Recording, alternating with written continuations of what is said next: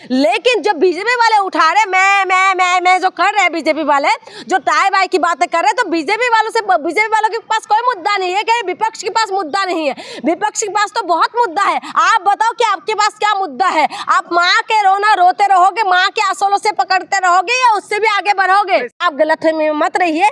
बिहार की जनता बदलाव चाहते हैं। अगर बदलाव हो तो ठीक है, नहीं बदलाव होगा तो आप समझिए कि बिहार में क्या कुछ होने वाला है, क्योंकि ऑलरेडी बीजेपी वहां पर है गठबंधन में। लेकिन वही दूसरी तरफ अगर देखें तो एक दिन पहले यानी कुछ दिन पहले प्रशांत किशोर का एक इंटरव्यू काफी वायरल हो रहा है। वो एक चैनल के इंटरव्यू के दौरान ये कहते हुए दिखाई दे रहा है जो राहुल गांधी की बातों को सुनना चाहिए।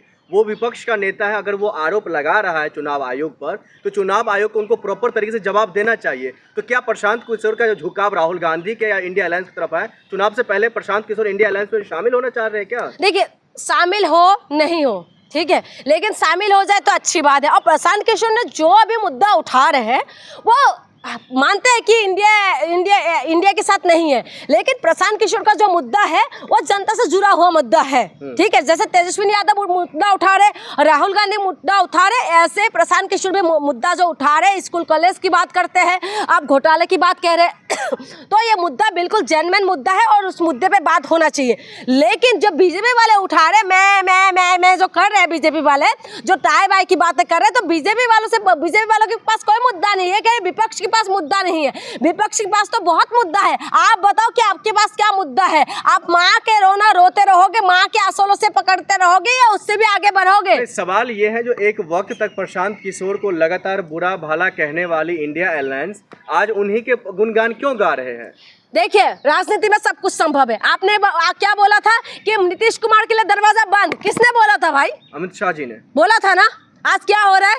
अमित शाह जी का साथ यानी कि बीजेपी के साथ गठबंधन में जो है नीतीश कुमार सरकार चला रहे हैं, चाहे वो बिहार में हो चाहे केंद्र में हो। इसीलिए राजनीति में सब कुछ चलते हैं। राजनीति के अंदर प्रशांत किशोर आएंगे इंडिया अलायंस में तो उनके लिए दरवाजा खुला हुआ है। मैं तो उनका तो वो हूँ नहीं, ठीक है, लेकिन खुलना चाहिए। जब विपक्ष की जितना भी पार्टी है, अगर मुद्दे पे बात हो रहा है, अगर मुद्दे पे बातें चल रहा है तो उसमें कोई जोड़ने के कोई गलती नहीं होता, क्योंकि जनता का मुद्दा वो भी उठा रहे हैं। अभी प्रशांत किशोर का जो मुद्दा है वो हेडलाइन होके चलना चाहिए। जो अभी मुद्दा उठाया उन्होंने, जिसके ऊपर आरोप लगा रहे हैं, कितना करोड़ का घोटाला के आरोप लगा रहे, इतना जमीन इतना दुकान कैसे खरीद लिया, तो ये सब तो मुद्दा है भाई। जनता का पैसा तुम लूट के 2 साल 4 साल के अंदर तुम करोड़ों का प्रॉपर्टी बना लेते हो, लेकिन जनता आज भी बेघर होकर रहते हैं। जनता आज भी 2 वक्त की रोटी के लिए तरसते हैं। जनता के पास आज भी रोजगार नहीं है, जनता के पास आज भी सुरक्षा नहीं है, जनता के पास जो बुनियादी जो जरूरत है वो नहीं है। उसके बाद आपके पास सब कुछ होता है, तो ये मुद्दा है कि नहीं ये बताइए। जो भ्रष्टाचार के खिलाफ मुहिम छेड़ने वाले जो बीजेपी है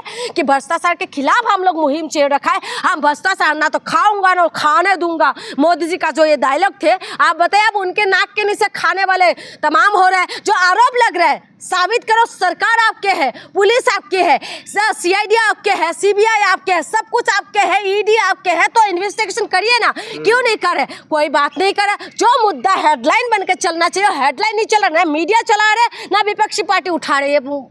ठीक है, प्रशांत किशोर ये भी कहते हुए दिखाई दे रहे हैं, जो राहुल गांधी ने जो आरोप लगाया है, एक तो चुनाव आयोग को जवाब देना चाहिए, लेकिन ये भारतीय जनता पार्टी जो इस पर कटाक्ष करते हुए दिखाई दे रहे हैं। भारतीय जनता पार्टी क्यों कर रहे हैं? भारतीय जनता पार्टी चुनाव आयोग के साथ क्यों दे रहे हैं? ये बड़ा मुद्दा उठा के लेकर निकल कर आ रहा है। भाई ऐसी बात है, चुनाव आयोग का जो है कवर फायरिंग करने का काम जो है बीजेपी कर रहे हैं। ऐसा क्यों करेगी? क्यों नहीं करेगी? चुनाव आयोग इतना निष्पक्ष है, आपको पता है? हाँ, बहुत निष्पक्ष है।